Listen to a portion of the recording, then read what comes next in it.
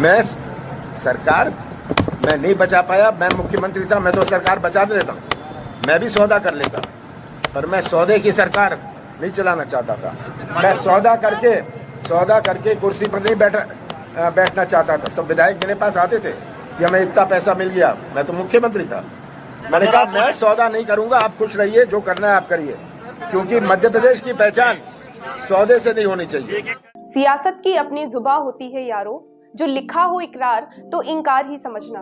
मध्य प्रदेश में नवंबर 2023 में फिर से चुनाव होने हैं। राजनीतिक दलों में हलचल शुरू हो गई है। पिछली बार की दिग्विजय सिंह द्वारा की गई नर्मदा यात्रा की तर्ज पर इस बार भाजपा की जन विकास यात्रा के द्वारा जनता की नब्ज भी टटोली जा चुकी है। जनता का गुस्सा अधिकारियों पर फोड़ा जा रहा है।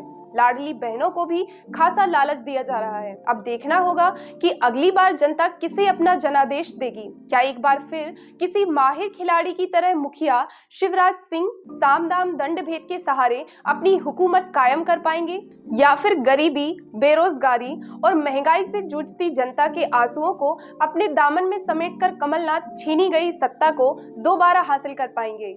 ये तो वक्त ही बताएगा। पिछली बार के चुनाव में मध्य प्रदेश में जनता ने कांग्रेस की सरकार बनाई थी, फिर दगा किसने दिया, खेल कहां हुआ, आखिर क्या थी पूरी कहानी, आइए जानते हैं।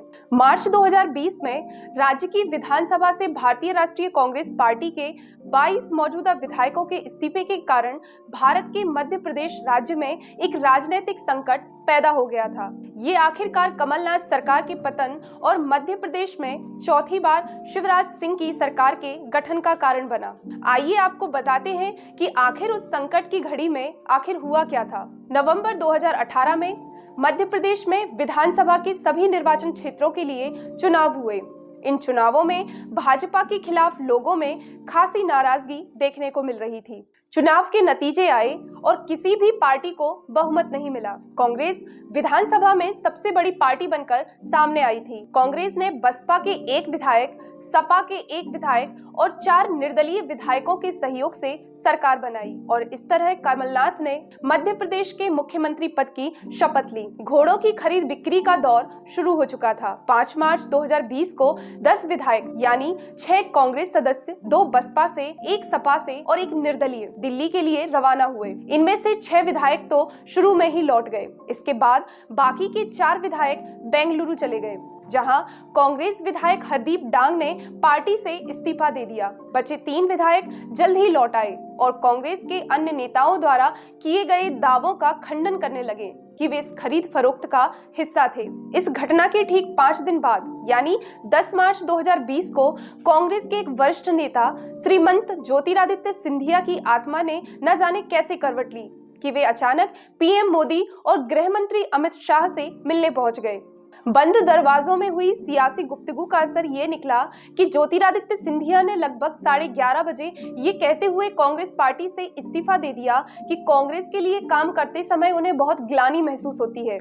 तो आज मैं अपने आप को सौभाग्यशाली समझता हूं कि नड्डा जी ने, प्रधानमंत्री जी ने और अमित शाह जी ने मुझे वो मंच प्रदान किया जिसके आधार पर जनसेवा और राष्ट्र सेवा पर हम लोग आगे बढ़ पाए।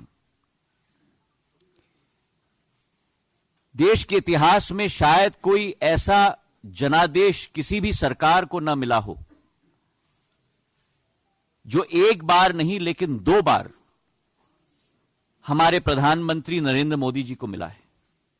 कहते हैं कि राजनीति अवसरवादिता और दूरदर्शिता का ही दूसरा नाम होती है। अगले दिन यानी 11 मार्च को दोपहर लगभग 3 बजे राजाधिराज सिंधिया पवित्र दल भारतीय जनता पार्टी के राष्ट्रीय अध्यक्ष जेपी नड्डा की उपस्थिति में भारतीय जनता पार्टी में शामिल हो गए। पार्टी में शामिल होने के बाद उन्होंने मध्य प्रदेश के मुख्यमंत्री कमलनाथ और अन्य कांग्रेस नेताओं को पार्टी में महत्व नहीं देने के लिए आड़े हाथों लिया। जैसे उन्हें पता था कि सत्ता ली नहीं जाती, छीनी जाती है, महत्व मांगा नहीं जाता, कमाया जाता है। अपनी प्रेस कॉन्फ्रेंस के दौरान ज्योतिरादित्य सिंधिया ने नेहरू गांधी परिवार के नामों का उल्लेख तक नहीं किया और भाजपा में शामिल होने के बाद मध्य प्रदेश के मुखिया शिवराज ने उन्हें राज्यसभा का टिकट भी दे दिया। पूरी कांग्रेस पार्टी की हालत ऐसी थी जैसे किसी ने सामने से खाने की थाली उठा ली हो।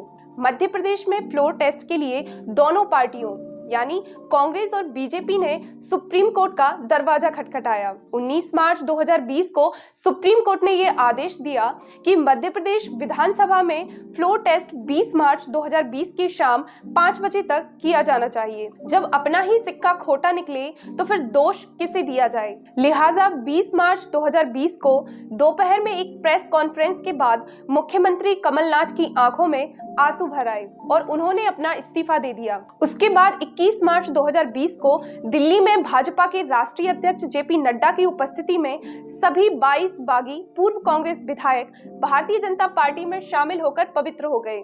इसके बाद बारी थी राज्याभिषेक की, तो उसमें बिना कोई देरी किए 23 मार्च 2020 को शिवराज सिंह चौहान ने नए मुख्यमंत्री के रूप में शपथ ले ली। कालांतर में उपचुनाव हुए और इन बागी 22 विधायकों में से 8 विधायक को बुरी तरह हार का सामना करना पड़ा। ज्योतिरादित्य सिंधिया की इस पीड़ा को इस बात से भी समझा जा सकता है कि उनके क्षेत्र से 4 सीटें यानी करेरा, गोहद, मोरेना और ग्वालियर ईस्ट के चारों विधायक यानी जसवंत जाटव, रणवीर जाटव, रघुराज सिंह कंसाना और मुन्नालाल गोयल को जनता ने उपचुनाव में दगाबाजी की सजा दे दी। शायद यही कारण रहा होगा सिंधिया की ग्लानि का। बहरहाल खेल के इस सबसे बड़े खिलाड़ी को अभी इनाम देना बाकी था। लिहाजा 9 जुलाई 2021 को ज्योतिरादित्य सिंधिया ने केंद्र में नागरिक उड्डयन मंत्रालय का कार्यभार संभाला।